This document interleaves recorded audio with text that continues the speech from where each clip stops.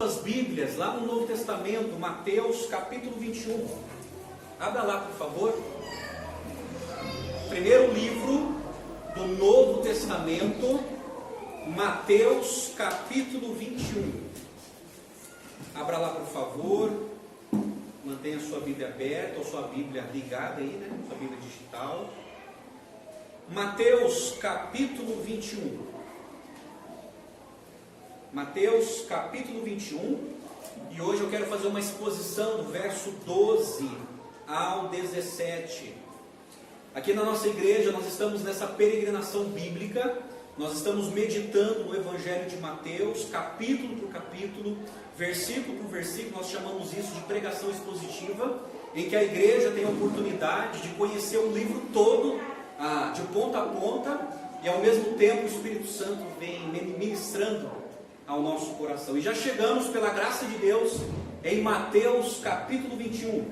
E hoje eu quero fazer uma exposição do verso 12 ao 17. Então, por gentileza, acompanhe comigo a leitura da Escritura. Mateus 21, verso de 12 a 17. Jesus entrou no templo e expulsou todos os que ali vendiam e compravam. Derrubou as mesas dos cambistas e as cadeiras dos que vendiam pombas. E disse-lhes: está escrito, a minha casa será chamada casa de oração, mas vocês estão fazendo dela um covil de salteadores. Cegos e coxos se aproximaram de Jesus no templo, e ele os curou. Mas quando os principais sacerdotes e os escribas viram as maravilhas que Jesus fazia, e as crianças que gritavam no templo: Hosana ao filho de Davi, ficaram indignados. E perguntaram a Jesus: você está ouvindo o que estão dizendo? Jesus respondeu: sim. Vocês nunca leram: da boca de pequeninos e crianças de peito tiraste o perfeito louvor? E deixando-os, saiu da cidade e foi para Betânia, onde passou a noite. Até aqui. Vamos orar? Pai Celestial, nós dependemos de Ti, Senhor. Ó Deus, fala ao nosso coração através da exposição das Escrituras. Nós queremos ouvir a Tua voz através da Tua santa e pura palavra. Ó Deus, que nesse momento o Espírito Santo possa iluminar nossa mente para entender a palavra do Senhor e aplica, Senhor, as verdades que serão expostas aqui na nossa alma e na nossa vida. Ó Deus, nós necessitamos de Ti e precisamos do Senhor. Fale, Senhor, a cada coração nessa noite, através da Tua palavra. Nós oramos agradecidos pela oportunidade, em nome do Senhor Jesus. Amém e amém. Por gentileza, mantenha a sua Bíblia aberta, não fecha para nada, ou a sua Bíblia ligada. Mateus capítulo 21, verso de 12 a 17. Hoje eu quero falar sobre o zelo do rei. A estrutura de Mateus capítulo 21, precisamos entender o seguinte: Mateus capítulo 18 até o capítulo 23 é o quarto grande discurso doutrinário de Jesus.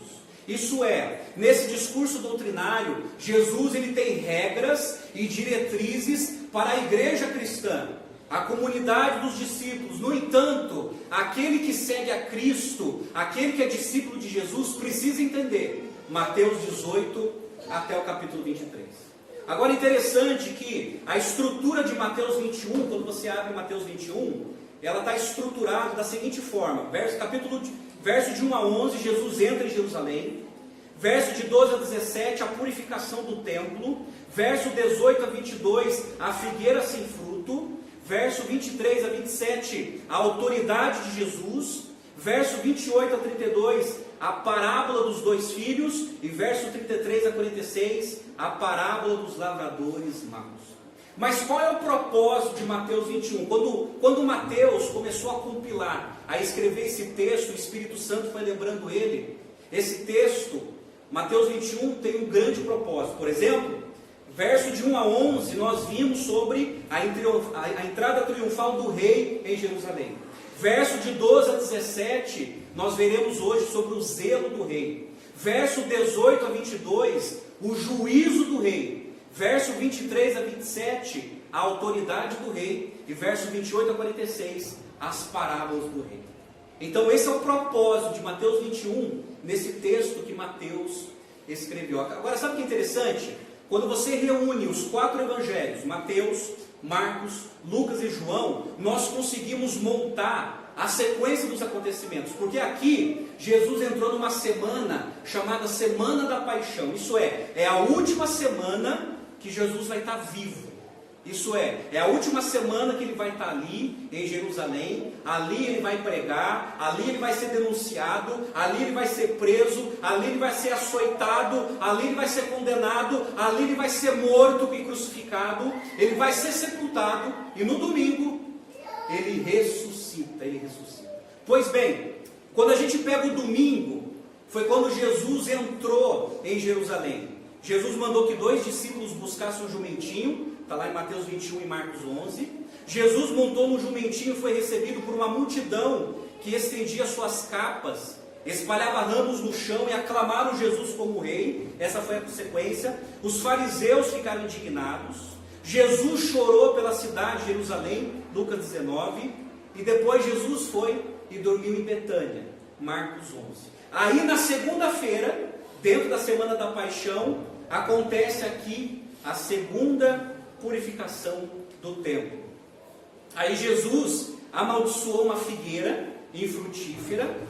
Jesus entra no pátio do templo e aí ele é entrevistado pelos gregos. Em João capítulo 12 conta essa história.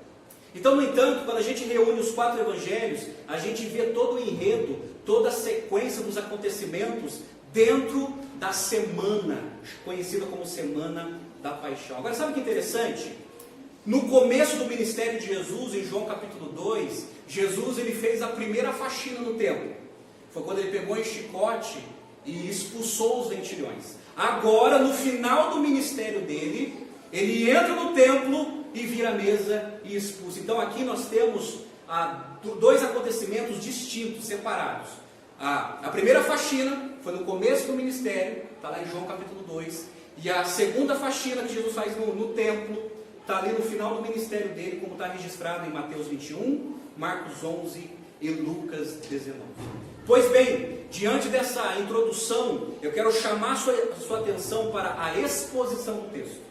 Eu quero mostrar para você, em detalhes, o que aconteceu ali naquele cenário, ali no templo. E no verso 12 da sua Bíblia diz assim: Jesus entrou no templo.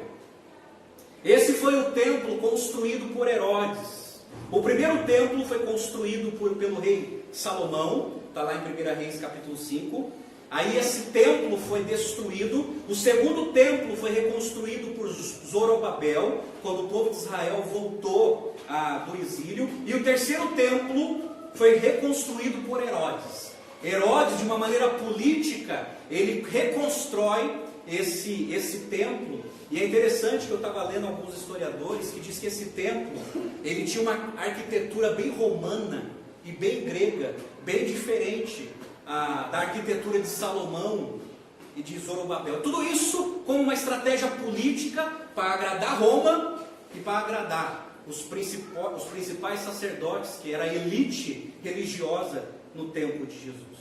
Marcos capítulo 11, verso 11, que é o texto paralelo de Mateus, nos diz que no dia da entrada triunfal, Jesus meramente examinou o templo para verificar o que ali ocorria. Então, no dia seguinte, ao retornar, purificou o templo. Então, a questão é o seguinte: Jesus entra em Jerusalém, ele vai dar uma espiada no templo, daí diz Marcos capítulo 11 que ele volta para Betânia, descansa, aí na segunda-feira ele volta para o templo e põe o pessoal para correr, e faz uma faxina. O templo de Jerusalém consistia de um santuário interno chamado de Naos, que era o santuário interno, rodeado por uma série de pátios. Pela ordem decrescente, esses pátios ou átrios, eles eram divididos assim: tinha o pátio dos sacerdotes, o pátio dos israelitas, o pátio das mulheres e o pátio dos gentios. Quem eram os gentios? Eram aqueles que não eram judeus. E no pátio dos gentios que estava tendo esse comércio ali. E diz o verso 12 que Jesus expulsou todos que ali vendiam e compravam, derrubou as mesas dos cambistas e as cadeiras dos que ali vendiam pombas. Aqui foi o grande problema. Jesus entra no templo e nesses pátios, no pátio dos gentios estava ali um grande comércio. Um grande comércio. E Jesus fica indignado com aquilo que ele vê no templo.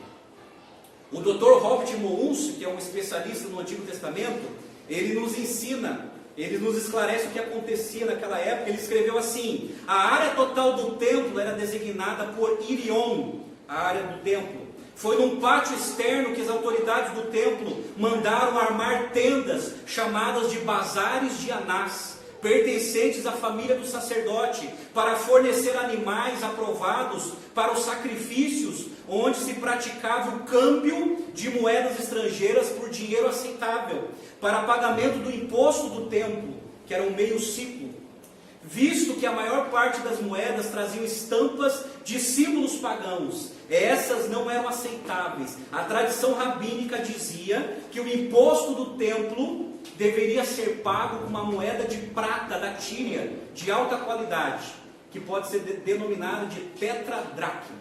É isso que estava acontecendo. Isso é, o grande problema naquela época, gente, é que os judeus, eles vinham de várias localidades, e não tinha como eles trazer os animais diante de tantos quilômetros de viagem.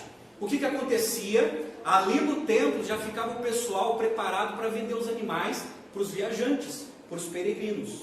Mas o grande problema que esse pessoal que estava vendendo os animais para oferecer para os peregrinos, para sacrificá-los no templo, eles estavam cobrando com alto preço. Estava muito caro.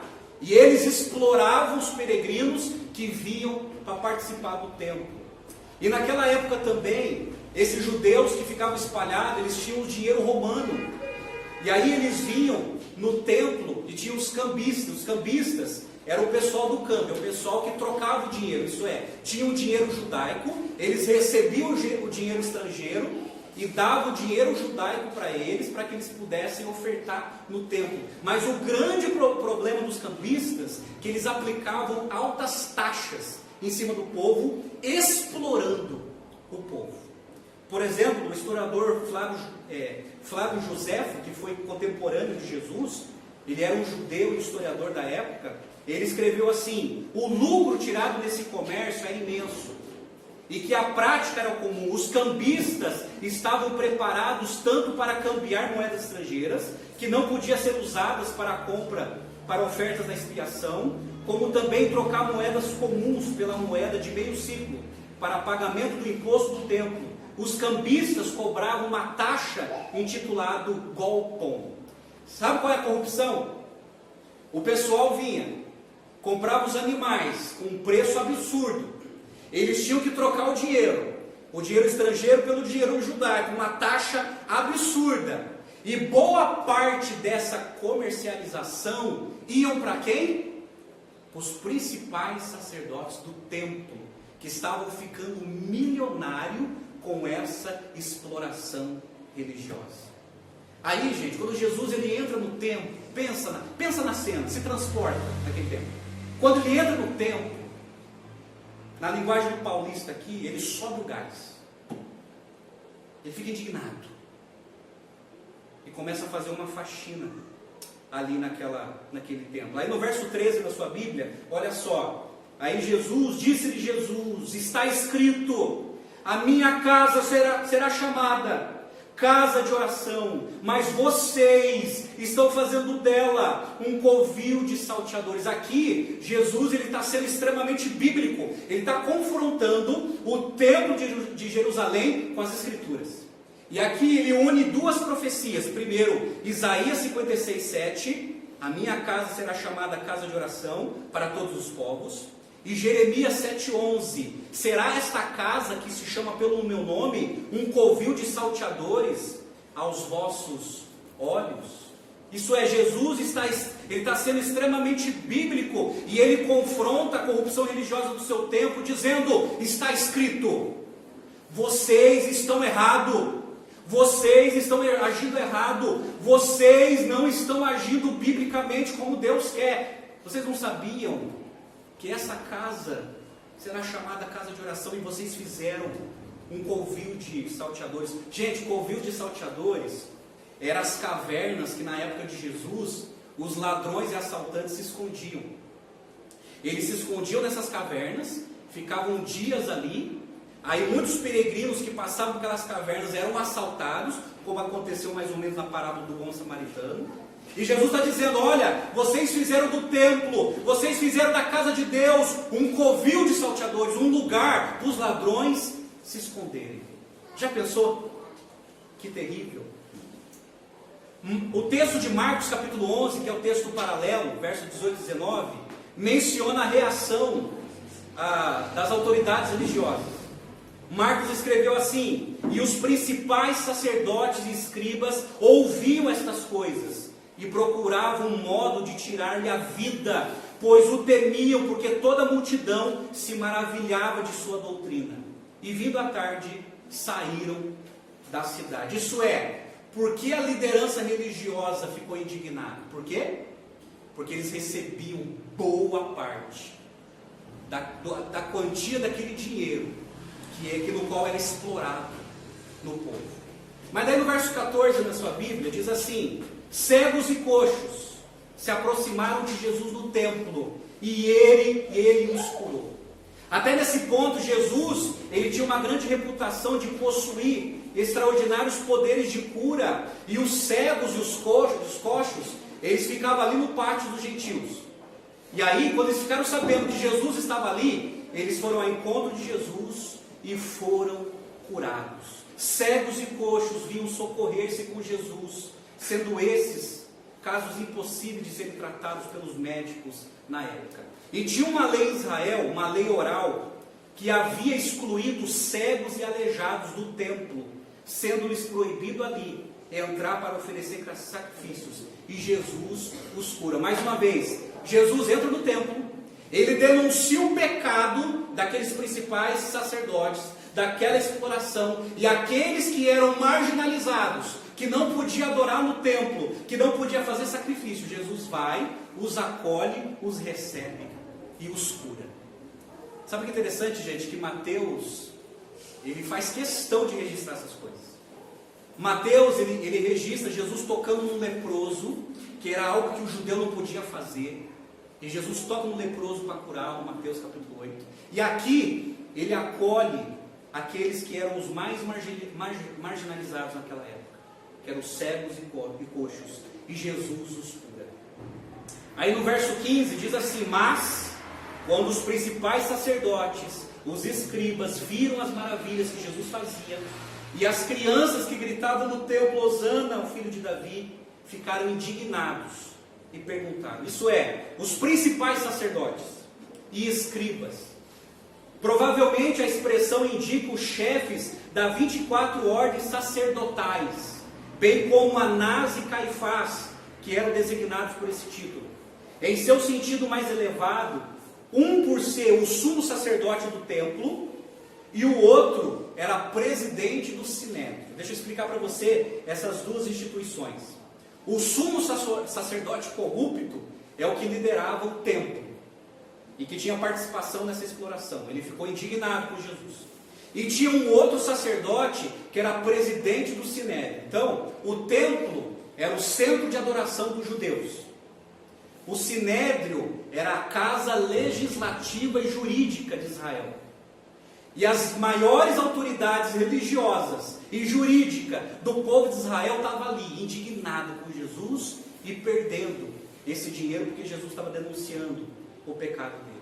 E diz que as crianças gritavam no templo e começaram a louvar Jesus. Na multidão de Jerusalém reunida para a Páscoa, havia um grande número de crianças de 12 anos de idade. Isso é, na sociedade judaica, gente, um piá com 12 anos era criança. E quando uma criança completava 12 anos, ele era obrigado a ir no templo.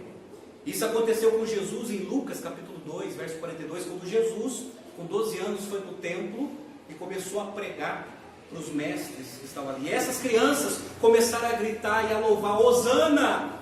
Hosana ao filho de Davi. As crianças estavam gritando e louvando a Jesus e usando a mesma expressão descrita no Salmo 118, que é um salmo messiânico, que diz assim: ó, salva-nos, Senhor, nós te pedimos. Ó Senhor, concede-nos paz. Bendito que vem em nome do Senhor. Da casa do Senhor nos abençoe. Isso é, eles estavam louvando a Jesus e dizendo que Jesus era o Messias tão esperado. E diz que a liderança ficou indignada.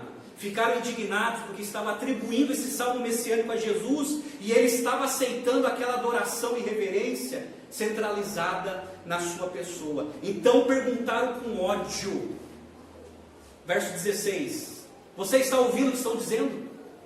Eles ficaram indignados, não só pelo dinheiro perdido, mas por aquilo que as crianças estavam cantando. E aí Jesus, ele responde: sim, verso 16. Vocês nunca leram? Aí Jesus chama para a briga de novo, chama para a Bíblia. E ele fala assim: da boca de pequeninos e crianças de peito, tiraste o perfeito louvor. Aqui Jesus, mais uma vez, é extremamente bíblico e se defende usando as escrituras. Sabe o que é interessante? Jesus é extremamente bíblico. Ele confronta usando a Bíblia. Está escrito: olha o que vocês estão fazendo com a casa de Deus. E aí ele se defende usando a Bíblia. Olha, vocês não conhecem a Bíblia, não? Gente, falar isso para uma liderança religiosa daquela época era para colocar a cabeça a prêmio. Era para dizer assim: olha, vocês são tão ignorantes, vocês são mestres e doutores, não sabem que da boca das crianças vem o perfeito louvor. Isso já estava registrado lá com o profeta. E Jesus os confronta. O pastor John MacArthur, ele escreveu, fazendo um comentário sobre isso aqui, e ele nos ajuda a entender. Ele escreveu assim, abre aspas: a resposta de Jesus aos indignados principais sacerdotes e escribas foi equivalente a uma inescapável asserção de sua divindade. Ele citou o Salmo 8:2, mostrando o louvor oferecido a Deus. Ao empregar esse versículo em defesa da adoração que Deus ordenara, da boca de pequeninos e crianças de peito, em seu favor, ele estava declarando o seu direito de receber adoração como Deus. Então aqui, quando Jesus nos confronta com as Escrituras, Jesus está dizendo assim: olha, aquilo que as crianças estão dizendo a meu respeito é verdade. Isso é, além de eu ser o Messias, eu sou o próprio Deus que se encarnou e veio habitar entre vocês. Por causa disso, os principais sacerdotes ficaram indignados, porque esse Salmo 8:2 fala da divindade do Messias. Isso é, esse Messias é o próprio Deus que deixou a eternidade, que entrou na nossa história, que se revestiu de pele, entrou na nossa história, para nos trazer o Evangelho. E os principais sacerdotes ficaram inflamados pelo ódio, pelo dinheiro perdido e pela sinceridade da boca das crianças. E diz o verso 17: e deixando-os, saiu da cidade e foi para Betânia, onde passou a noite. Isso é, Jesus foi lá, fez essa faxina, confrontou a elite religiosa, e aí com certeza ele voltou para Betânia, para a casa de Marta, Maria e Lázaro, que ele tinha ressuscitado. E ali descansou, e no outro dia voltou para Jerusalém. Meus amados, essa é a exposição do texto, mas eu quero fazer uma aplicação do texto. O que esse texto sagrado, o que esse evento tão controverso tem a ver com a nossa vida? O que esse texto sagrado tem a ver com a igreja de Cristo do século 21, a igreja contemporânea? O que esse texto sagrado tem a ver com a nossa vida, com a nossa particularidade? O que tem a ver? Eu quero destacar aqui na minha aplicação 3 lições. 3 lições desse texto sagrado, e eu já quero expor para você o meu esboço. Primeira lição: o propósito da casa de Deus. Segunda lição: a secularização da casa de Deus. E terceira lição: a purificação da casa de Deus. Então, por gentileza, preste atenção nessa aplicação. Primeiro, a gente precisa entender o que significa templo no Antigo Testamento e templo no Novo Testamento. No Antigo Testamento, o templo, gente, era o centro de adoração. Era o centro de adoração de todo aquele que temia Deus. E dentro do templo tinha um compartimento chamado Santo dos Santos, que era um lugar sagrado em que a presença de Deus residia. Então, no entendimento judaico, a presença de Deus estava residindo no ambiente. O ambiente era sagrado. Isso é, o local era sagrado. Aí, quando a gente entra no Novo Testamento, esse conceito é alterado. Se no Antigo Testamento o ambiente era sagrado, no Novo Testamento as pessoas é que são sagradas. No Novo Testamento a presença de Deus reside nos cristãos através do Espírito Santo. Isso é, o Espírito Santo habita nas pessoas convertidas e regeneradas. Então no Novo Testamento as pessoas que são sagradas e não o ambiente. Mas no Antigo Testamento o ambiente que era sagrado.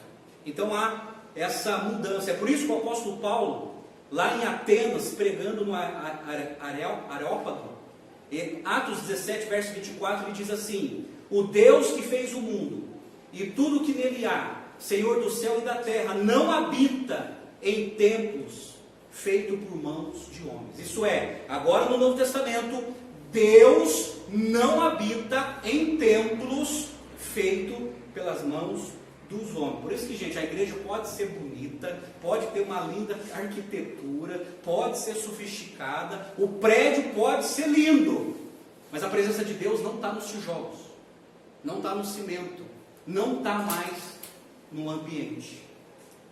E Paulo, escrevendo em 1 Coríntios capítulo 6, verso 19, verso 20, ele explica isso, que nós é que somos sagrados. Ele escreveu assim: será que vocês não sabem que o corpo de vocês é santuário do Espírito Santo, que está em vocês, e que vocês receberam de Deus, e que vocês não pertencem a vós mesmos, porque vocês foram comprados por preço? Agora, pois, glorifiquem a Deus no corpo de vocês. Então, quem é o templo no Novo Testamento? São os cristãos. São os discípulos de Jesus, são aqueles que foram convertidos por Jesus. E esses discípulos, quando se reúnem no ambiente, o que isso significa? Nós é que somos sagrados. E quando nós pisamos a planta do nosso pé, esse lugar passa a ser consagrado. No entanto, a sacralidade não está nas coisas, a sacralidade está nas pessoas. Isso é, nós que somos o templo, nós que somos o santuário, nós que somos a morada. Mas é lógico, por necessidade, nós precisamos de um local para nos reunir. E toda essa verdade está baseada em João capítulo 4, quando Jesus ele ensina princípios de adoração. Você quer aprender sobre princípios de adoração? Vai para o João capítulo 4, quando Jesus começa a conversar com a mulher samaritana. E a mulher samaritana faz a seguinte pergunta. A mulher pergunta para Jesus: agora eu sei que o Senhor é profeta. Nossos pais adoravam neste monte, mas vocês dizem que Jerusalém é o lugar onde se deve adorar. Aí Jesus respondeu: mulher, acredite no que eu te digo. Vem a hora em que nem neste monte, nem em Jerusalém vocês adorarão o Pai. Vocês adoram o que não conhecem, nós adoramos o que conhecemos, porque a salvação vem dos judeus. Mas vem a hora, e já chegou, que os verdadeiros adoradores adorarão o Pai em espírito e em verdade, porque são esses que o Pai procura para seus adoradores. Deus é espírito, e é necessário que os seus adoradores o adorem em espírito e em verdade. Sabe o que Jesus aqui está desmontando? Não existe mais lugar sagrado. Porque a mulher falou assim: olha, nós somos samaritanos, esse monte para a gente é sagrado, mas vocês judeus dizem que Jerusalém é sagrado. E aí, qual que é o lugar de adoração? E Jesus falou: não existe mais isso. Porque Deus está atrás dos verdadeiros adoradores, aqueles que o adoram em espírito e em verdade, independente da cidade. Por isso, gente, deixa eu falar uma coisa para você. A nação de Israel hoje não é mais santa, não é mais terra santa como muitos publicam. Aquele lugar não é mais santo. Santo é onde os cristãos estão vivendo. Aí sim é santo. Amém? Deu para entender esse entendimento do Antigo Testamento e do Novo Testamento? Porém, gente, olha só, isso aqui não é sagrado. O templo não é sagrado, porém é um lugar de respeito. Nós não temos autoridade e direito de fazer qualquer lugar na reunião onde nós nos centralizamos em culto. De tal maneira que em Atos capítulo 2, verso 46, que fala dos primeiros convertidos, diz assim: diariamente perseveravam unânimes no templo, partiam pão de casa em casa e tomavam suas refeições com alegria e singeleza de coração. Isso é, os primeiros cristãos que foram convertidos no dia do Pentecostes, eles estavam ali no templo ali, adorando a Deus, em comunhão com os outros discípulos. Eles estavam diariamente no templo adorando a Deus. E em Atos capítulo 5, verso 42, Lucas registrou assim: e todos os dias no templo e de casa em casa não cessavam de ensinar e de pregar que Jesus é o Cristo. Deixa eu falar uma coisa para vocês. Os primeiros cristãos que receberam o Espírito Santo, eles buscavam a Deus também, gente, no templo, até onde eles podiam, porque em Atos capítulo 8 estourou a perseguição dos judeus contra os cristãos. Aí os cristãos teve que se espalhar pregando o Evangelho. Mas enquanto eles não estavam sendo perseguidos, eles adoravam a Deus no templo e também de casa em casa com os irmãos. É por isso, meus amados, que não existe crente desigrejado. É impossível seguir a Jesus sozinho. É impossível. Isso é, cristão precisa estar com outro cristão, discípulo depende do outro discípulo. Os primeiros cristãos entenderam tudo isso, que eles estavam ali unânimes no templo, e também de casa em casa, na comunhão com os irmãos. Isso é muito importante. E isso é tão importante que quando Jesus chega no templo, o que ele faz? Faz uma faxina. Ele fica indignado com o que fizeram com o templo, que é um centro de adoração. Pois bem, o propósito da casa de Deus. Eu quero apresentar para vocês aqui alguns propósitos que toda a igreja, já que nós somos a casa de Deus, já que nós somos a comunidade dos discípulos, quando a gente se reúne em culto aqui, o que isso precisa ser priorizado na casa de Deus? Dentro desse tópico, o propósito da casa de Deus, o subtópico que eu apresento é pregação. Porque no verso 12, Jesus ele confronta eles, aquele pessoal dizendo: está escrito. Está escrito. Jesus é extremamente bíblico. E sabe o que ele estava mostrando para aquele pessoal no templo? Gente, sejam bíblicos. Voltem para as Escrituras. Vocês abandonaram as Escrituras, por isso que estão vivendo desse jeito. Por isso que vocês estão se submetendo a isso. Está escrito. E é interessante que Jesus ele usa muito no Evangelho essa expressão. Em Mateus 4, quando ele foi tentado por Jesus, 3 vezes Jesus se defende. Está escrito. Está escrito, não só de pão viverá um homem, mas de toda a palavra que sai da boca de Deus. Está escrito, não tentarás o teu Deus. Está escrito, só a Ele servirás e só a Ele prestarás culto. Está escrito, isso é, qual é o propósito da casa de Deus? A pregação da palavra. As Escrituras precisam ser priorizadas, as Escrituras precisam ser explicadas, as Escrituras precisam ser aplicadas na vida das pessoas. E o apóstolo Paulo, ele era tão preocupado com isso, que treinando pastores, ele escreve a sua segunda carta a Timóteo, capítulo 4. Timóteo era um jovem pastor. Olha só o que ele diz para esse jovem pastor através da carta.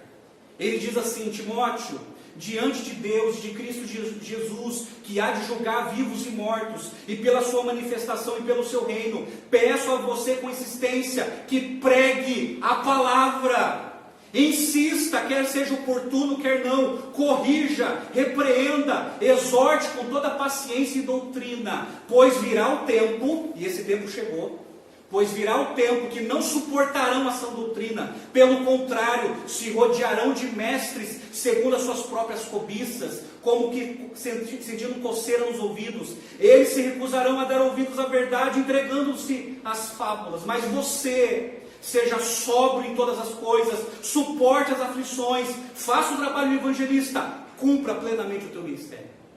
Qual foi o conselho de Paulo para Timóteo? Timóteo, prega a palavra, prega aquilo que está escrito. Porque essa palavra não é de homens, essa é a própria palavra de Deus. Amém, gente? Qual é o propósito da casa de Deus? A pregação. Porque Jesus falou, está escrito, vocês estão vivendo errado, vocês não estão vivendo com aquilo que está escrito. O segundo propósito é a oração. Qual é o texto bíblico que Jesus usa?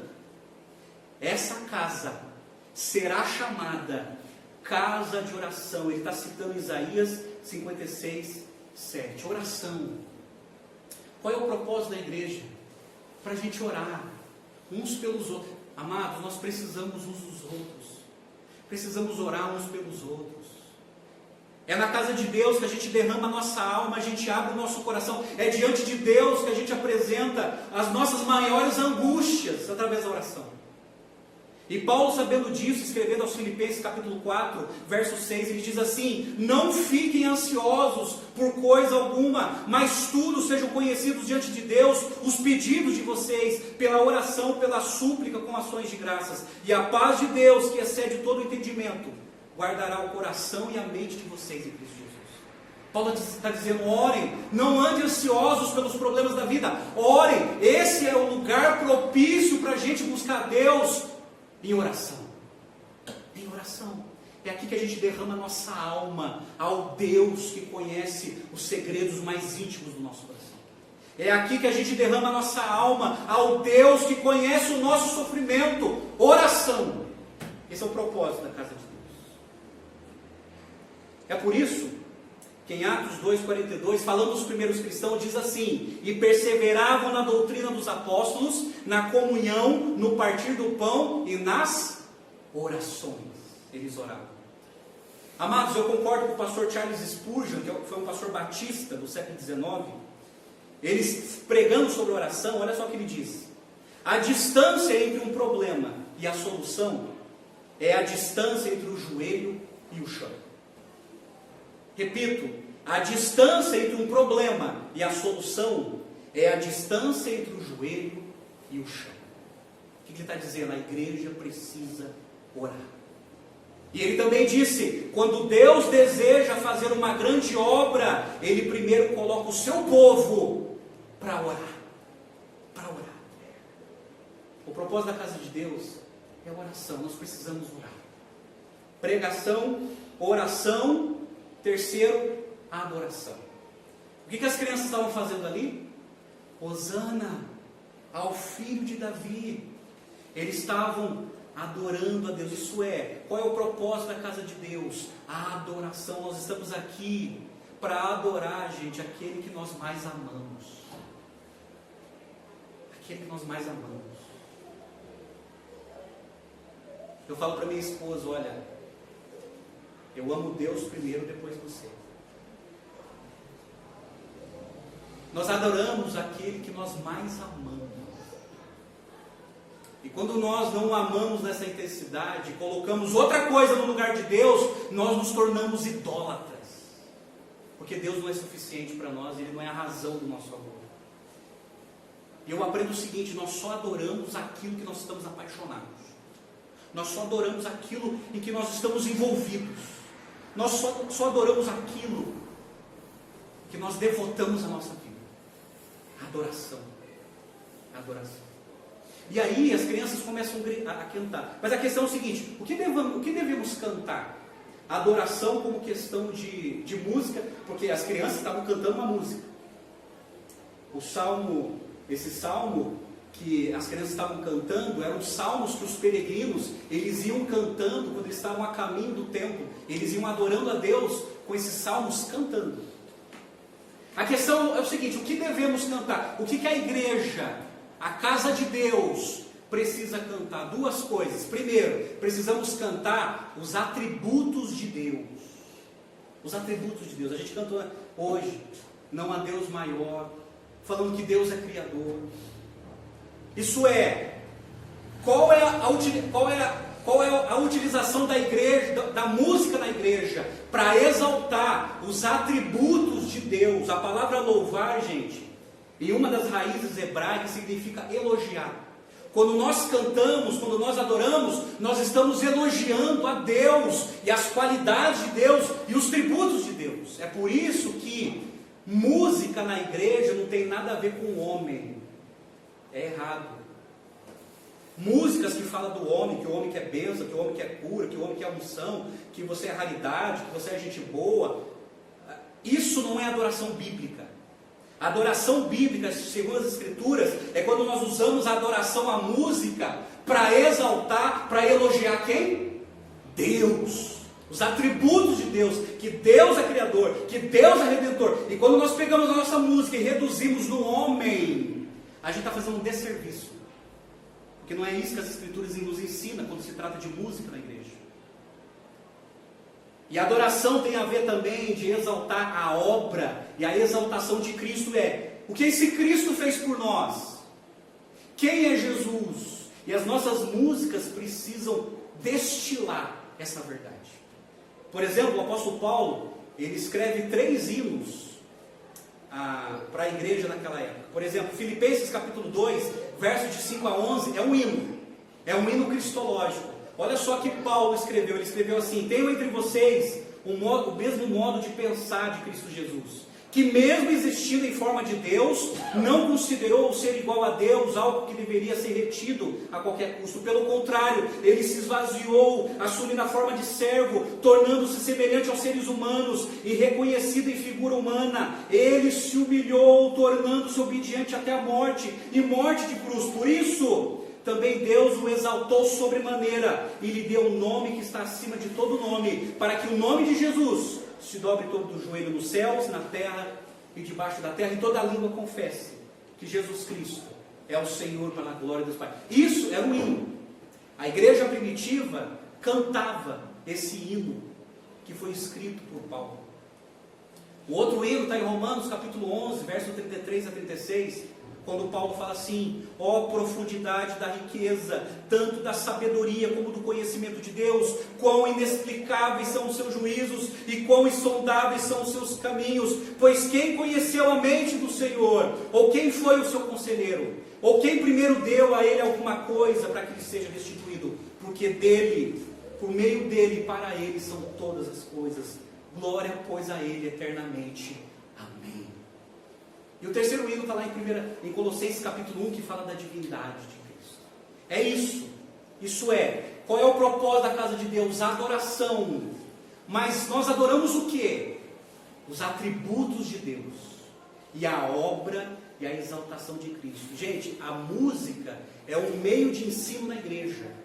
E quando nós cantamos os atributos de Deus e a obra de Cristo, isso vai se fixando na nossa mente e no nosso coração. É por isso que Davi, no Salmo 119, versículo 54, ele escreveu assim: os teus decretos são o motivo dos meus cânticos na casa da minha peregrinação. Os teus decretos, a tua palavra é o motivo da minha canção. Por isso, Deus, eu quero te louvar por aquilo que tu és. Por aquilo que tu és. Amém? Esse é o propósito da casa de Deus: pregação, oração, adoração. E quarto, eu vou colocar aqui restauração. Porque no verso 14 diz que os cegos e os coxos se aproximaram de Jesus e Jesus os curou. Restauração. A casa de Deus é onde pessoas se aproximam de Jesus. A casa de Deus é um lugar em que as pessoas precisam se aproximar de Jesus, porque ouvirão uma pregação falando de Jesus, uma pregação cristológica que vai aproximar as pessoas de Jesus. Deus escolheu a pregação como meio para que as pessoas venham conhecer a Jesus. Restauração onde almas são convertidas, pessoas são impactadas pelo poder do Evangelho, onde vidas são transformadas. Gente, deixa eu falar uma coisa para vocês. Eu sou de Campinas, estado de São Paulo. Eu já ouvi vários testemunhos de irmãos da Cracolândia, o pessoal que está lá na Cristolândia, que é o local da Cracolândia, de pessoas viciadas em crack, que quando ouviram o santo Evangelho de Cristo, foram transformados pelo poder do Espírito Santo, e foram libertados, mediante a pregação do Evangelho. A pregação do Evangelho. Isso dentro da Cracolândia tem uma igreja chamada Cristolândia, uma igreja que fica aberta 24 horas, atendendo aquele povo viciado. E ali tem missionários e pastores pregando a palavra, pregando a palavra. Isso é, a casa de Deus é um lugar de restauração, onde casamentos são restaurados. É a igreja que ensina cada homem a ser marido, a cumprir o seu papel de marido. É a igreja que ensina cada mulher a cumprir o seu papel de esposa e de mãe. É a igreja que ensina os seus filhos a obedecerem e a honrarem os seus pais. É a igreja onde famílias são restauradas, casamentos são restaurados. Esse é o propósito da casa de Deus, onde a visão é restabelecida. Isso é, os cegos foram curados. E ainda hoje a gente crê em milagres, que Deus ainda pode fazer isso. Mas ainda hoje, pessoas, quando vêm para a igreja, a sua visão é restabelecida e as pessoas começam a entender quem é Jesus e o que Deus quer para a vida delas. Esse é o propósito da casa de Deus. Pregação, oração, adoração e restauração. É por isso que o apóstolo Paulo escreveu em Romanos 1,16: pois não me envergonho do Evangelho, porque é o poder de Deus para a salvação de todo aquele que crê, primeiro do judeu e também do grego. Isso é, o Evangelho é o poder de Deus para restaurar casamentos, para restaurar famílias, para salvar pessoas do pecado. Esse é o propósito da casa de Deus. Amém? Está fazendo sentido, gente? Tá? Ok. Segundo ponto, a secularização da casa de Deus. Aqui é um problema terrível. O templo havia perdido o propósito na época de Jesus. Em vez de ser um lugar de oração, era um lugar de busca desenfreado do lucro. Mamon tinha tomado o lugar de Deus. Mamon era uma divindade pagã da prosperidade na época de Jesus. Eles mudaram o chamado de Deus para celebrar a sua glória em rendável comércio. E assim fazendo, colocaram Deus a serviço do pecado. Então Jesus fez uma faxina no templo. Eu concordo com o pastor Hernandes Dias Lopes, quando ele escreve dessa faxina que Jesus fez. Olha só o que ele escreveu, abre aspas: ele expulsou os que ali vendiam e compravam. O culto havia se desviado do seu propósito, a religião havia se corrompido, a fé estava mercantilizada, Deus havia sido substituído pelo dinheiro, a oração tinha sido substituída pelo lucro. Hoje vemos ainda igrejas transformando em empresas particulares, o púlpito num balcão, o templo numa praça de barganha, o evangelho num produto e os crentes em consumidores. É isso que fizeram com a igreja de hoje. Virou uma empresa. Pensa comigo, já pensou se Jesus voltasse e visitasse algumas igrejas hoje? Só a nível de Brasil. O que você acha que ele ia fazer? O que você acha que ele ia fazer? Gente, essa é a secularização da casa de Deus. O que é secularização? É quando a igreja ela começa a se mundanizar. É quando a igreja ela se parece mais com o mundo. É quando a igreja abraça a filosofia do mundo. É quando a igreja abraça o pensamento do mundo. Ela se seculariza. Os cristãos se secularizam e começa a se mundanizar. E é isso que Jesus viu no templo. Aquele templo tinha se mundanizado, secularizado, explorando a fé das pessoas. E por isso, ele fez uma faxina, virando a mesa. Virando a mesa. Diante disso, Jesus acabou com a exploração do templo. Gente, deixa eu explicar uma coisa para vocês. Não há nenhum problema a igreja hoje vender alguma coisa por alguns propósitos, tá? Não há nenhum problema. Por exemplo, não há nenhum problema a igreja a vender cachorro-quente, pastel e usar aquele dinheiro para missões, para os missionários. Por exemplo, a igreja que eu converti em São Paulo tem uma livraria com literatura cristã de boa qualidade para equipar os crentes, e todo aquele dinheiro dos livros vendidos é usado para os missionários que estão no mundo inteiro. Não há nenhum problema a gente fazer uma festa, vender coisa de comer e usar esse dinheiro para os missionários, ou usar esse dinheiro para ajudar os necessitados, ajudar os pobres, ajudar na área social. Não há nenhum problema. O problema é quando o povo é explorado. O problema é quando coisas são vendidas na igreja e o povo está sendo explorado. Esse é o problema. O problema é quando igrejas usam campanhas dizendo, olha, tal dia, faça uma campanha e traga todo o seu salário aqui, que Deus vai te dar 100 vezes mais. Isso é mentira, isso é exploração. Quem está numa igreja assim tem que sair dessa igreja. Isso é exploração. Isso é manipular as pessoas a dar a aposentadoria toda, a dar o salário todo. É terrível, gente. Eu tenho visitado pessoas que têm dado, está gravando, tem dado o auxílio emergencial todo para essas igrejas exploradoras.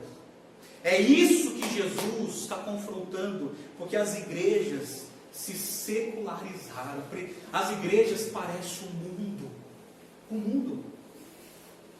Se sistemas governamentais exploram nações, as igrejas também estão explorando. Se estados estão explorando sociedades, muitas igrejas também estão explorando. Mas o problema, o que estão fazendo com a igreja hoje? Deixa eu te apresentar algumas coisas. Hoje, transformar a igreja, em primeiro lugar, casa de lucro. Casa de lucro. É a busca desenfreada pela prosperidade. Hoje, gente, as pessoas não querem vir para a igreja para conhecer a Deus. As pessoas estão indo para a igreja para ficarem ricas. As pessoas querem dinheiro. As pessoas participam de campanhas financeiras porque querem ficar ricas. As pessoas estão buscando a Deus para ver as suas empresas prosperarem, para ver o seu negócio prosperarem. Não há nada contra, mas a motivação das pessoas tem sido essa: ganância. Isso é, a igreja tem se tornado uma casa de lucros. E aí existe toda a propaganda com grande apelo. Olha, vem para Jesus que você vai ficar rico. Uma das evidências de quem tem Jesus é a prosperidade, ou a saúde perfeita. Fala, meu Deus, olha para Jesus, olha para a vida de Jesus, olha para a vida dos apóstolos. Eles não eram tudo isso que estão pregando. Eles não tinham tudo isso que estão pregando. Prosperidade é viver bem com aquilo que tem. Isso é prosperidade, segundo as Escrituras. Segundo as Escrituras. E as pessoas estão buscando a Deus por amor à prosperidade, dinheiro. Mamon é o Deus dessas pessoas. E aí, os pastores deixaram para ser pregadores, para ser coach.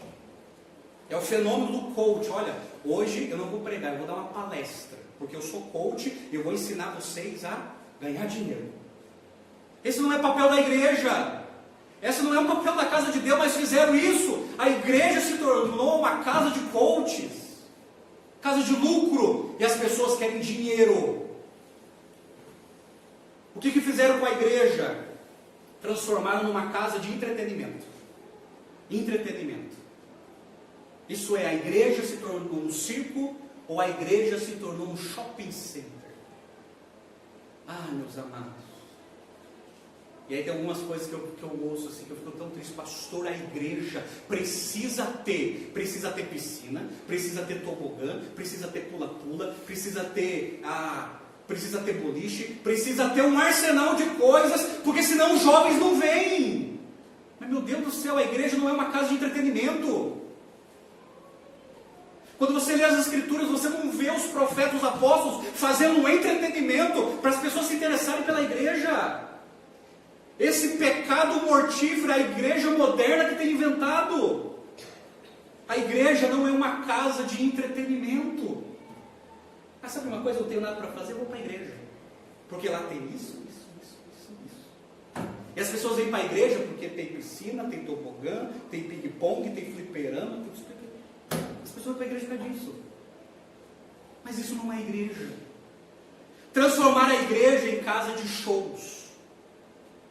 Casa de shows, isso é, a igreja se tornou algo de apresentação aos homens. Não é um louvor tributado exclusivamente a Deus. É uma música em tributo à necessidade dos homens, ao anseio dos homens.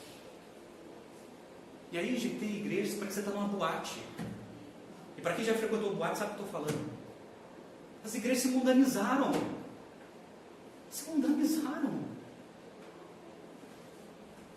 E aí dizem, não, isso é contextualização. Não tem nada nada a ver com contextualização, isso é mundanização. A igreja está com a cara do mundo. Aí eu concordo com o pastor Paulo Washer, que é um pastor batista, que ele diz o seguinte: a igreja usa métodos carnais para alcançar homens carnais. Eles vêm para a igreja e continuam carnais, por isso que não crescem, por causa dos nossos métodos diabólicos e carnais. E eles continuam com a mesma vida superficial quando vêm para a igreja. Porque transformar a igreja num show. As pessoas não são mais adoradores, as pessoas são cantores, não mais adoradores. E se você não pagar aquele cachê grande, eles não vão para a sua igreja. No meu último ministério lá em São Paulo, gente, a gente cantou a igreja na periferia. Aí chegou uma irmã toda empolgada: pastor, vamos chamar tal fulana do mundo gospel. Eu falei: meu Deus, encrenca. Faz o seguinte, chama ela, liga, eu te autorizo como seu pastor, chama, vamos ver se ela vai vir aqui na favela cantar. Eu não sei se ligou, mas eu duvido que a tal estrela gospel iria, porque a igreja não tinha dinheiro para pagar aquele cachê. Transformar, vocês estão observando? Porque transformar a igreja, gente, transformar a igreja numa casa de shows. As pessoas querem lucro, querem fama. Transformar a igreja em casa de políticos. A igreja virou um palanque político. E quando chega em época de eleição, a igreja se torna um curral político, seja de direita ou seja de esquerda. Isso é, a igreja se tornou um palanque político. E aí pastores têm manipulado os seus membros, as suas ovelhas, a votar em tal político. A igreja se tornou uma casa de políticos. É isso que a igreja tem se tornado. É isso que a igreja moderna do século 21 tem se tornado. Meus amados, eu não quero isso para a minha vida. A partir do momento que você passou de uma igreja dessa, eu peço exoneração, eu vou embora. Porque esse não é o papel da igreja. Eu concordo com o pastor Charles Spurgeon, quando ele pregou o seguinte, ele começou a pregar lá em Londres, sobre essa questão de entretenimento. Qual é o papel da igreja? E ele pregou assim: em nenhuma parte das escrituras se diz que prover entretenimento às pessoas é função da igreja. E ele continua dizendo: o diabo raramente criou algo mais perspicaz do que sugerir à igreja que sua missão consiste em prover entretenimento para as pessoas, tendo em vista ganhá-los para Cristo. Isso é, as igrejas estão cegas, pensando que usando entretenimento vai ser um meio para trazer as pessoas à salvação. Engano! O que traz as pessoas para a salvação é a pregação fiel das Escrituras, do poder do Espírito Santo. É isso que produz arrependimento e fé nas pessoas, e não entretenimento. E ele continua dizendo, olha só, isso aqui até parece uma profecia. Chegará um dia em que no lugar dos pastores alimentar as ovelhas, haverá palhaços a entreter os bodes. Não está acontecendo isso hoje? Chegará um dia em que os pastores, em vez de alimentar as ovelhas, haverá palhaços. Pastores que se tornaram stand-up, que conta piada, não prega, conta piada. Fazer os bodes rirem. Deus do céu. Que Deus tenha misericórdia de nós. E eu concordo com o pastor A.W. Tozer, quando ele disse assim, gente, um pastor que viveu nos Estados Unidos, simplesmente ele disse assim: na maioria dos lugares, é difícil conseguir levar alguém a uma reunião da igreja, da qual a única atração é Deus. É Deus. As pessoas não querem vir para a igreja conhecer a Deus. Está difícil conseguir convidar alguém para vir para a igreja, cuja única atração é conhecer a Deus. Porque as pessoas querem vir na igreja? Para ficar rico, para ver os seus negócios prosperarem. As pessoas estão preocupadas mais com as suas necessidades quando vem para a igreja, e não estão preocupadas com a maior atração, que é Deus. Eu quero conhecer a Deus, eu quero conhecer a vontade de Deus na minha vida, eu quero viver para Deus. Gente, Eu vi uma reportagem uma vez de uma igreja lá na África, gente, uma igreja de barro. Os bancos eram tronco de árvores, chão batido. E aqueles crentes africanos sentavam ali naqueles troncos e no chão empoeirado e louvavam a Deus, ouviam a pregação com entusiasmo. Eles entenderam o propósito da casa de Deus, mesmo não desfrutando das sofisticações que nós temos. O evangelho puro e simples. Essa é a secularização, gente. Transformar a igreja num circo, num palanque, num palco para stand-ups e para coaches. E se desviar. Precisamos voltar para Deus, para que o culto que oferecemos não venha a ser reprovado, como aconteceu nos tempos de Isaías. Isaías capítulo 1, verso 10, quando ele estava pregando para o povo de Judá, Deus usou a boca do profeta Isaías, e olha só o que Deus falou para aquele povo: aguça o teu ouvido, presta atenção com essa profecia. E Deus usa a boca do profeta Isaías. Isaías começa a dizer assim: príncipes de Sodoma, escutem a palavra do Senhor, povo de Gomorra, dê ouvido à lei do nosso Deus. O Senhor diz, de que me serve a multidão dos sacrifícios que vocês me oferecem? Estou farto dos holocaustos de carneiros e da gordura de animais cevados. Eu não me agrado do sangue de novilhos, de cordeiros e de bodes. Quando vocês comparecem diante de mim, quem requereu que vocês pisassem nos meus atos? Não me tragam mais ofertas vãs. O incenso para mim é abominação, e também as luas novas, os sábados, a convocação das assembleias. Não posso suportar iniquidade associada à reunião solene.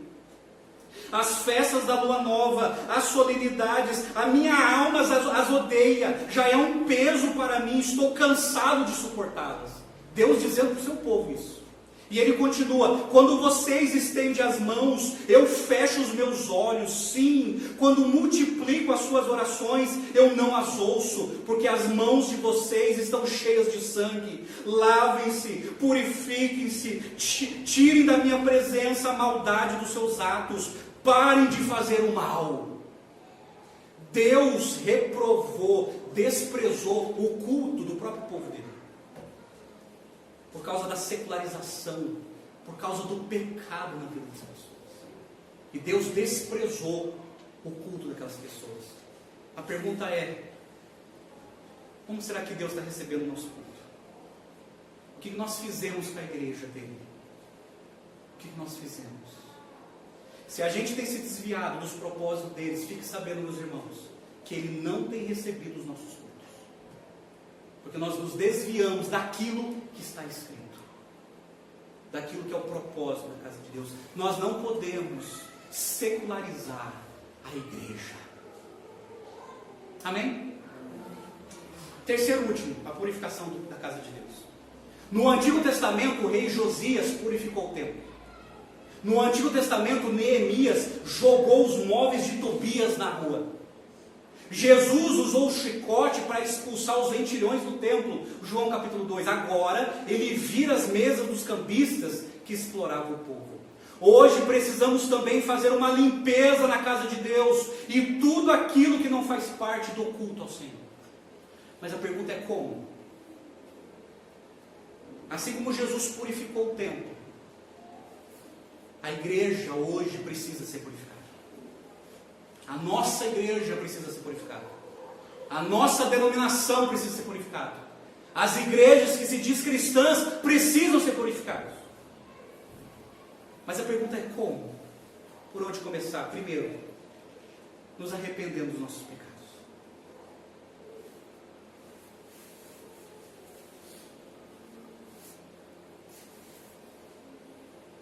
Precisamos nos arrepender dos nossos pecados. A maneira errada como a gente tem buscado a Deus. Pecados que estão na nossa vida, que estão fazendo aniversário. E a maneira como nós o adoramos. Precisamos nos arrepender dos nossos pecados, de tudo aquilo que a gente substituiu, as coisas simples e puras do Evangelho, e acrescentamos nas nossas igrejas. Precisamos nos arrepender. Precisamos buscar a Deus com a motivação certa. Você está aqui para quê? Para ficar rico, perdeu seu tempo. Para ter prosperidade, perdeu seu tempo. Para conhecer a Deus, você está com a motivação certa. Estamos aqui para conhecer a Deus. Conheçamos e prossigamos em conhecer ao Senhor. Precisamos voltar para as Escrituras. Está aqui, meus amados. Precisamos voltar para a Bíblia. Voltar para a Bíblia. Somente as Escrituras. Somente a Bíblia. É a Bíblia que dirige a nossa vida e a nossa igreja. E precisamos seguir, presta atenção nisso aqui. Precisamos seguir o princípio regulador do culto. Isso aqui eu vou aprofundar daqui uns meses na nossa nova série sobre igreja. O que significa ser igreja? O que é princípio regulador do culto? Gente, deixa eu explicar isso aqui, porque isso aqui é muito desconhecido. O Deus que merece toda adoração, Ele já deixou prescrito nas Escrituras a forma como nós temos que adorá-lo.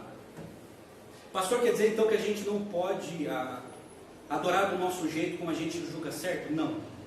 Errado. Não podemos. A adoração que Deus espera, a adoração que Deus merece, Ele mesmo deixou prescrito nas Escrituras a forma como o povo de Deus deve adorá-lo. E quando nós substituímos isso, quando nós nos desviamos disso, Deus não aceita o nosso culto. De tão sério que é isso, gente. Isso chama-se princípio regulador do culto. O que o culto precisa ter? O culto que agrada a Deus. Primeiro, leitura das Escrituras. A Bíblia tem que estar em voga. A Bíblia tem que ser exaltada. Por isso que a gente começa os nossos cultos lendo o Salmo, lendo as Escrituras, leituras responsivas que igrejas fazem, que começa a ler todo mundo junto. Leitura das Escrituras, é isso que sustenta a igreja. Pregação das Escrituras. Pregação das Escrituras. Toda a igreja precisa pregar a Bíblia toda. Toda a igreja precisa se esmerar na pregação da Bíblia e não substituí-la por palestras motivacionais, palestras de autoajuda. Não, pregação bíblica, mostrando para o povo quem é Deus e quem é Jesus. Principalmente a pregação expositiva, quando nós escolhemos um texto e pregamos capítulo por capítulo, versículo por versículo, de Gênesis a Apocalipse, para o povo conhecer a Bíblia e para o povo ser ministrado pelo Espírito Santo. Pregação das Escrituras. Pregação das Escrituras. Precisamos voltar para isso. Oração. No culto tem que ter oração. E a oração, ela tem que corresponder com confissão de pecados, adoração na oração, petição, quando pedimos para nós, intercessão, quando oramos pelos outros, e gratidão, quando agradecemos a Deus. A adoração bíblica, isso é, cantando as Escrituras. O que é adoração bíblica? É quando as nossas músicas exaltam o quê? Os atributos de Deus e a obra de Cristo. Na oração nós colocamos as nossas necessidades humanas, mas na adoração nós exaltamos as qualidades de Deus. E quando nós invertemos isso, a gente faz um desserviço. A música não é momento para pedir alguma coisa para nós. A música na igreja não é momento para pedir cura, restauração, unção, seja o que for. Isso é para oração. A adoração é para elogiar a Deus. A Deus. Dedicação, fala dos dízimos e ofertas. Comunhão, isso é, estar junto com os outros discípulos, isso faz parte do culto. E a prática das ordenanças, ceia e batismo. Gente, esses aqui são os pontos que todo culto, para ser bíblico, da maneira como agrada a Deus, precisa ter. E a gente precisa voltar para isso. Aí, gente, deixa eu compartilhar uma coisa com vocês. Deixa eu confessar alguns pecados meus aqui. Deixa eu confessar. A gente vai aprendendo com o tempo e com a palavra de Deus. Nos meus outros ministérios, eu acrescentei no culto, gente. Eu permiti coisas no culto que não tem nada a ver com a Bíblia, nada a ver com as Escrituras. Eu acho que você está até pensando aí na sua cabeça. Você quer ver uma coisa que tem muito nas igrejas que não é bíblico, não faz parte do culto? Ministério de coreografia, ministério de dança, Mas pastor e Davi, que chegou na entrada triunfal, começou lá a requebrar o esqueleto, a louvar a Deus, não faz parte do culto? Não, ele estava dançando na rua. Quer dançar na rua? Dança. Para Jesus, dança. Mas o culto, quer no Antigo Testamento, quer no Novo Testamento, as igrejas primitivas não tinham ministério de coreografia. O jovem não ficava dançando no culto. Isso não faz parte do culto.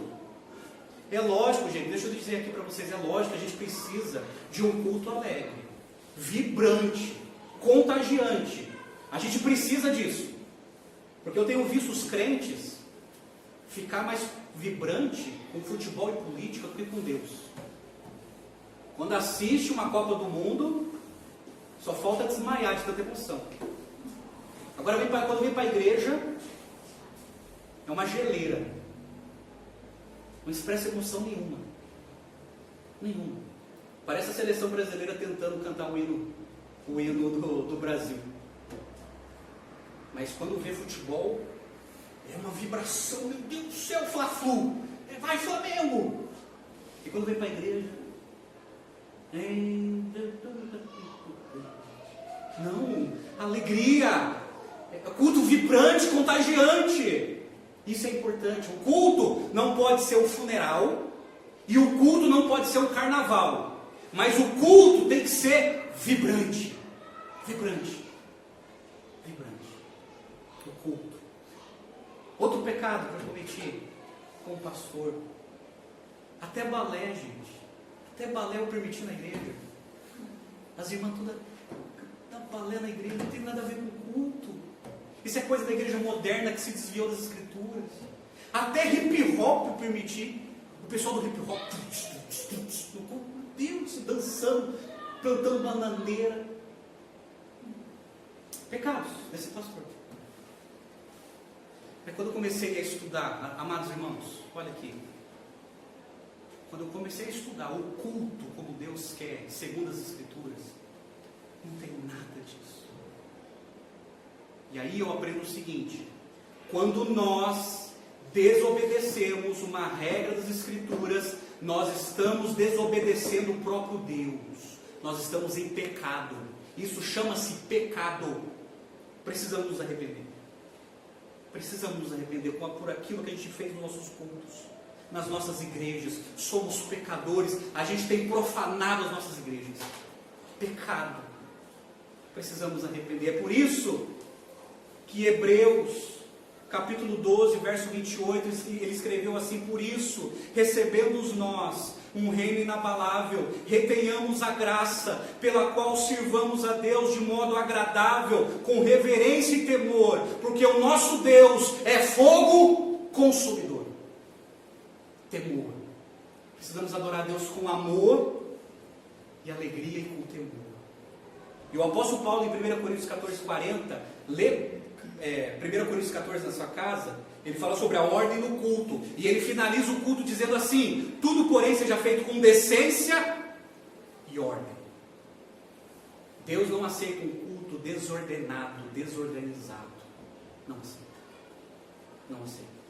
Eu concordo, já vou terminar, meus irmãos, eu concordo com o comentário do historiador Philip Schaff, que faz um paralelo entre a purificação do templo do século I e a reforma do século XVI. Ele escreveu assim, abre aspas: Jesus começou seu ministério público com a expulsão dos traficantes profanos do átrio do templo. A reforma começou com um protesto contra o tráfico das indulgências que profanava e degradava a religião cristã. O que estava acontecendo no século XVI? A igreja dominante da época começou a explorar o povo, começou a arrancar dinheiro do povo para poder construir a igreja deles. E sabe qual era o argumento? Olha, se vocês derem dinheiro para construirmos a nossa igreja, esse dinheiro que chama-se indulgência, se você fizer isso, você estará comprando a sua salvação e dos seus parentes. Olha que coisa, gente. Aí o povo, enganado pela liderança religiosa da época, começou a dar dinheiro. Os camponeses, os plebeus, começou a dar dinheiro, como faziam os exploradores do século I do tempo de Cristo. Aí explodiu a reforma protestante, e a reforma protestante coloca o evangelho no centro de novo, no centro da igreja. E a reforma protestante, ela defende o evangelho resumido em 5 pontos. Primeiro, somente as escrituras. Guarda isso aqui. Talvez você possa esquecer tudo que eu falei, mas guarda pelo menos isso aqui. Somente as escrituras. Somente as escrituras, isso é, quando Deus quer falar com o seu povo, quando Deus quer falar com os seus filhos, Ele usa o que? As escrituras. A igreja, para ser fortalecida, edificada, ela tem que se alimentar do que? Das escrituras. É por isso que em 2 Timóteo, capítulo 3, verso 16, Paulo escreveu assim: toda a escritura é inspirada por Deus e útil para ensinar, para repreender, para corrigir, para educar na justiça, para que o homem de Deus seja perfeito e perfeitamente preparado para toda boa obra. As escrituras, a igreja é fortalecida através da Bíblia, somente as escrituras. Não as escrituras e a tradição, não as escrituras e o magistério, não as escrituras e as experiências místicas espirituais, somente as escrituras. É isso que produz arrependimento e fé no coração das pessoas. É por isso que em Romanos 10, 17, Paulo escreveu assim: a fé vem, e vem como? Pelo ouvir, e ouvir a palavra de Deus. Somente as escrituras. Aí a reforma protestante defende somente a fé, isso é, pela fé nós nos aproximamos de Jesus. Essa fé que nós recebemos nos habilita a crer em Jesus. Nós somos salvos e justificados pela fé. Nós não somos salvos pelas obras. Nós não somos salvos pela religiosidade. Nós não somos salvos pela nossa caridade. Nós não somos salvos pela nossa moralidade. Nós somos justificados pela fé quando passamos a confiar em Jesus. Isso é fé. Somente a graça. A graça é um favor que Deus faz para nós sem a gente merecer. A graça é um presente que Deus nos dá sem a gente merecer, que é a salvação. Nós somos salvos pela graça de Deus. E a graça de Deus, ele opera na nossa vida essa salvação, não vendo em nós nem mérito e nem participação. E Deus nos presenteia com a salvação. Isso é graça, isso é, eu sou um miserável pecador, mas por causa do amor de Deus, Ele me alcançou de maneira irresistível, de maneira eficaz e me chamou para a salvação. Isso é graça. Ninguém é salvo porque dá dinheiro na igreja. Ninguém é salvo porque comprou um objeto religioso. Ninguém é salvo porque cumpre um ritual religioso. Ninguém é salvo porque nunca cometeu um crime. Nós somos salvos pela graça de Deus. Somente Cristo, isso é, Jesus é o único caminho de salvação. Ele é o caminho, a verdade e a vida. Ninguém chegará ao Pai a não ser por Ele. Paulo, em 1 Timóteo 2,5, ele escreveu assim: pois há um só Deus e um só mediador entre Deus e os homens, Jesus Cristo. E Paulo, pregando para uma multidão em Atos 4,12, ele diz assim: em nenhum outro há salvação, porque não existe nenhum outro nome debaixo dos céus pelo qual devemos ser salvos. Só Cristo salva, só Cristo pega o homem pecador e transporta para ter um relacionamento com Deus Santo. Somente Cristo. Ele que morreu na cruz para nos religar a Deus. Somente Cristo. E somente a glória a Deus. Isso é, tudo que fazemos, tudo que cultuamos, tudo que produzimos é para a glória de Deus, não para a glória dos homens, não para a satisfação dos homens, mas tudo converge para a glória a Deus. Amém, gente? Esse é o papel da igreja.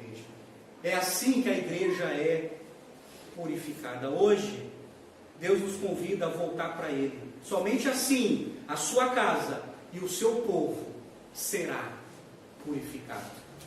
Eu termino, lembra de Isaías capítulo 1? O culto que Deus desprezou, lembra? No verso 18, Deus oferece a graça. E no verso 18 ele diz assim, ele diz para aquele povo, e diz para nós hoje, o Senhor diz: venham, pois, e vamos discutir a questão.